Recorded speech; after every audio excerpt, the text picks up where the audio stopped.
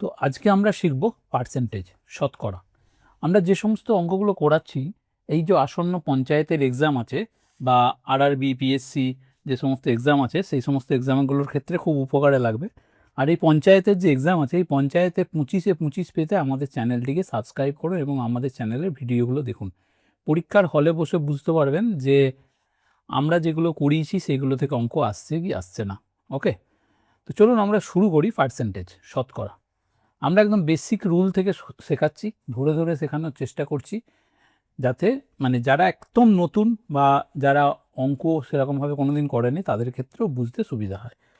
শতকরা মানে প্রতি 100-তে কত, প্রতি 100-তে কত, মানে ধরুন 40 নম্বরের হয়তো এক্সাম ছিল, আপনি পেয়েছেন 25, তাহলে পার্সেন্টেজ মানে যদি 100 নম্বরের পরীক্ষা হতো তাহলে আপনি কত পেতেন। ওকে, তো 100 নিরিখে বিচার করতে হবে, তখন সেটাকে বলে পার্সেন্টেজ বা শতকরা। তাহলে যদি 25% বলা হয়, তার মানে 100-র মধ্যে 25। ওকে, অর্থাৎ 25%। এটাকে আমরা 25/100, পার্সেন্টেজ উঠে গেলে নিচে তলায় হয়, তলায় 100 হয়, বা 0.25 হিসাবেও লিখতে পারি। তাহলে এখানে 40% মানে 40/100, 75% মানে 75/100, 150% মানে 150/100। ওকে, নেক্সট।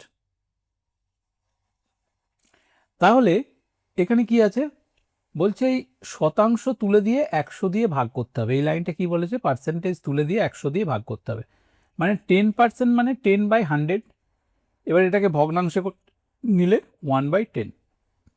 20% মানে 20/100, এটা কাটাকাটি করলে 1/5। 25% মানে 25/100, 1/4। তো আমাদের এই জিনিসগুলো যদি জানা থাকে, মানে এই ভগ্নাংশগুলো যদি জানা থাকে, মানে 60% সমান যদি 3/5, এটা যদি আমি মুখে মুখে বার করে দিতে পারি, তাহলে অঙ্কর ক্ষেত্রে কিন্তু অনেক ইজি হবে। ওকে, তো এখানে এই লাইনটা আমাদের মনে রাখতে হবে, শতাংশকে ভগ্নাংশে রূপান্তর করতে গেলে 100 দিয়ে ভাগ করতে হবে।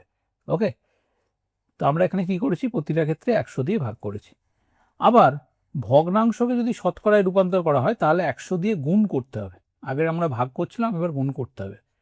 1/4 into 100% is equal two 100/4 is equal two 25%।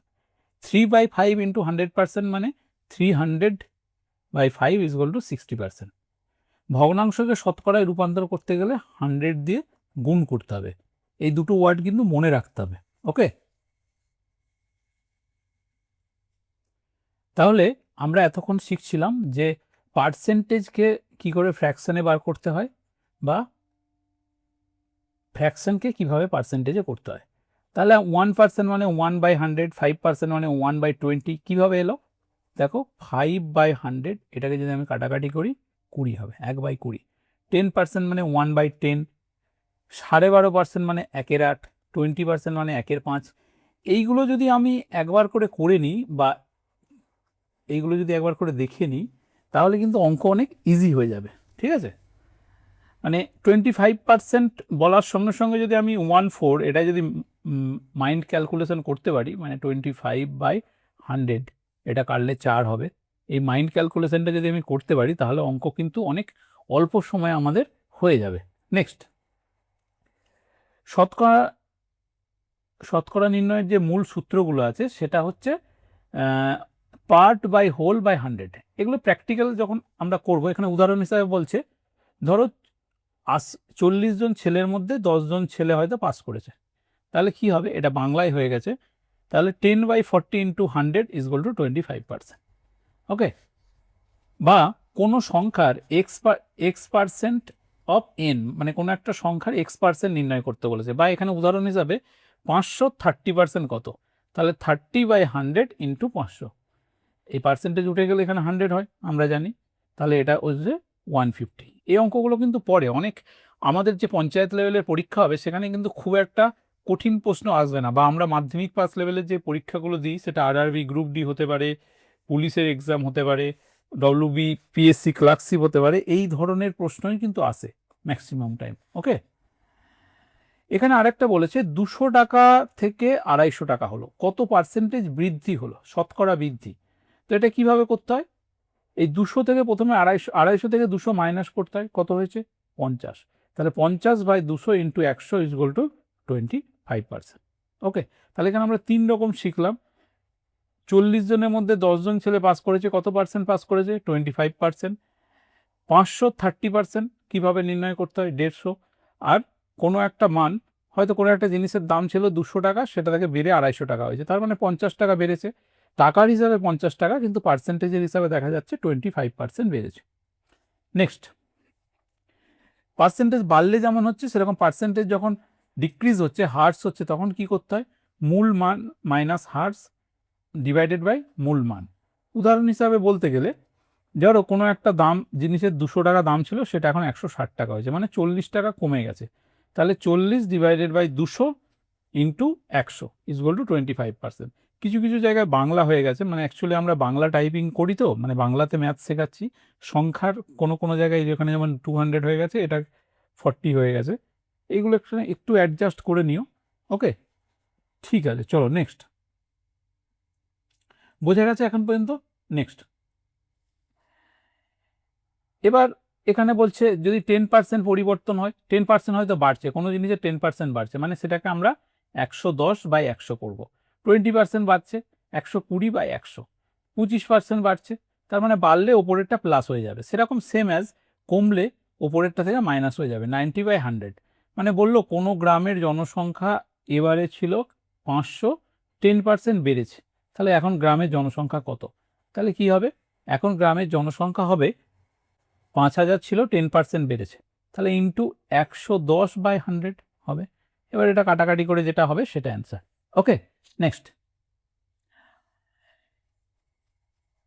অনেক সময় কি হয়, দুবার মান পরিবর্তন হয়, ঠিক আছে, দুবার মান পরিবর্তন হয়, সেক্ষেত্রে a প্লাস বি ab/100 এই ফর্মুলাটা আমরা ইউজ করব।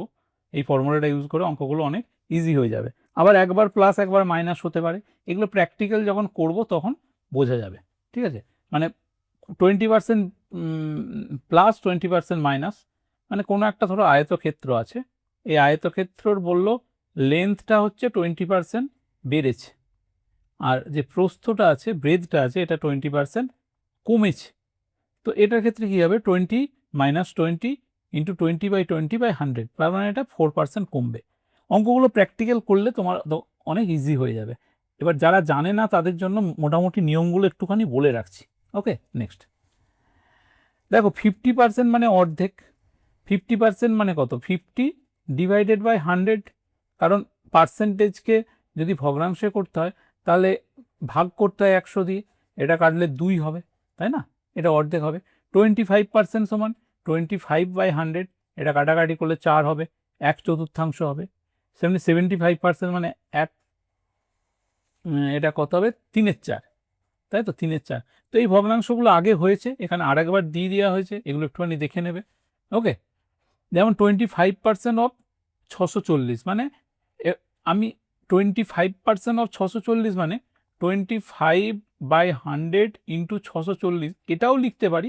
আর ডাইরেক্ট আমি এরকম 1/4 ইন্টু 640 লিখলে অঙ্কটা আরও অনেক ইজি হবে, মুখে মুখে হয়ে যাবে 160।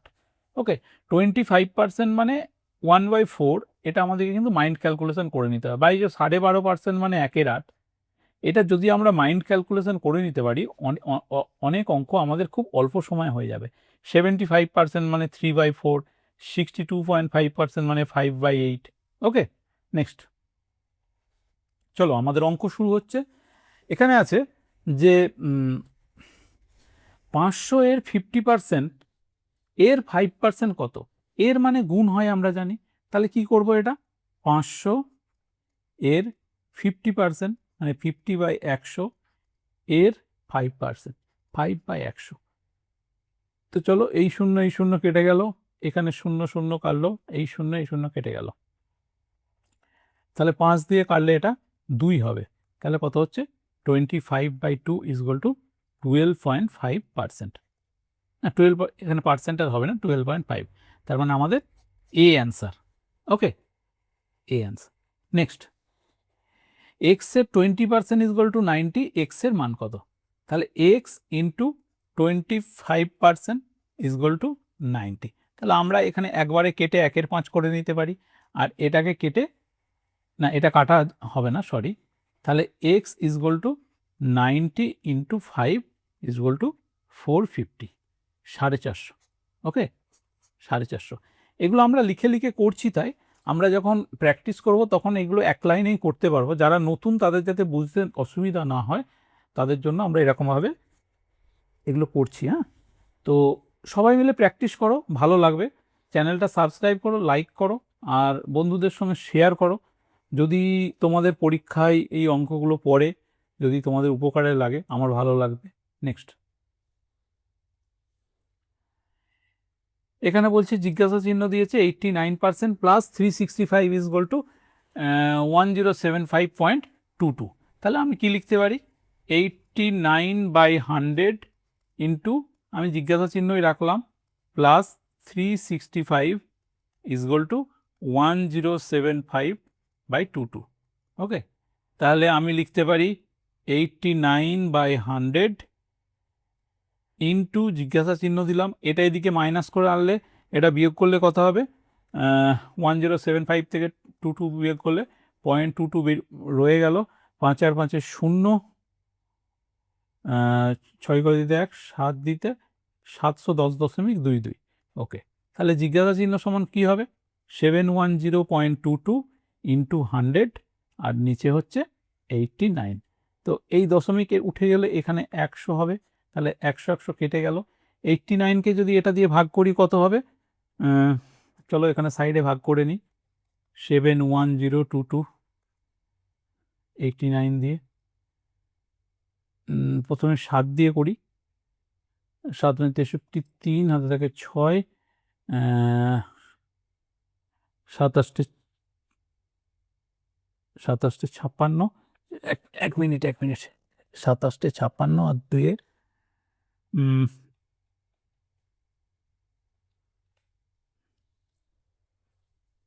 27 56 আর 6 হচ্ছে 62। এটা মাইনাস করলে কত হবে? মাইনাস করলে 7 8 2, 9 দিয়ে করলে 9 81, 1 হাতে থাকে 8, 8 9 72, আর 1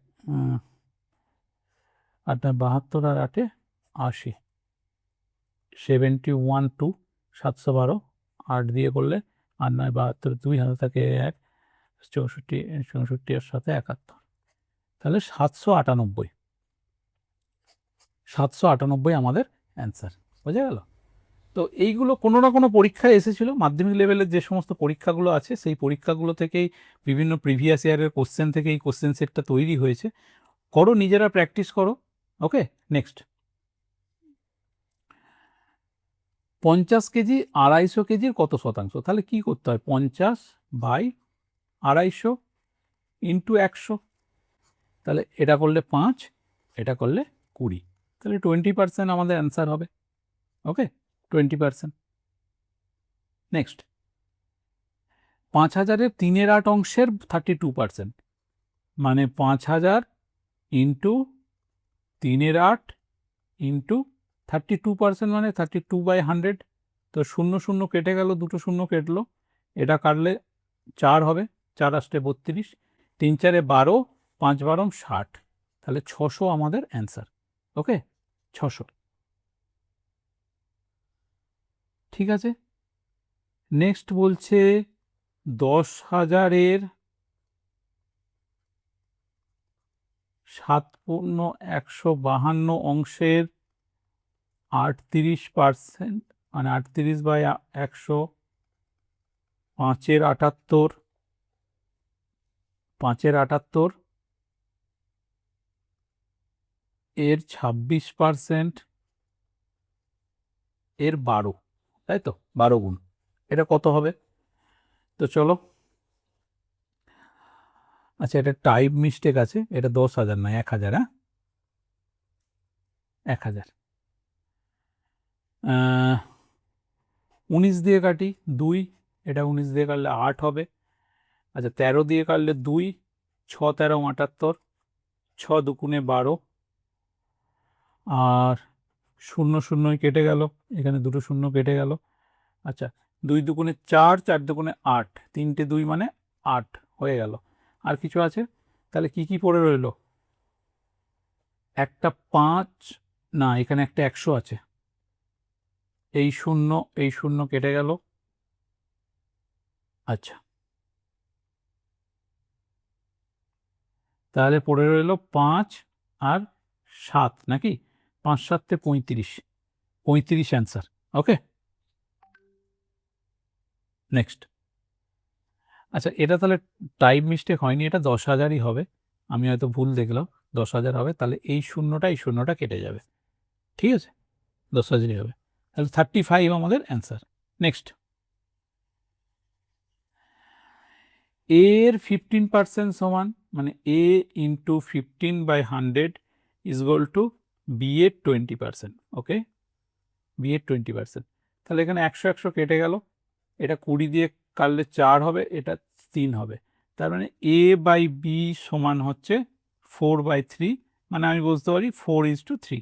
ওকে, এ বির মান হচ্ছে 4:3, তাহলে এ এর 25% মানে কত, 4-এর 25% মানে 1, বি এর কত শতাংশ হবে, তাহলে 1/3 মানে 33.13% বা 33.33%, বি অ্যান্সার হবে।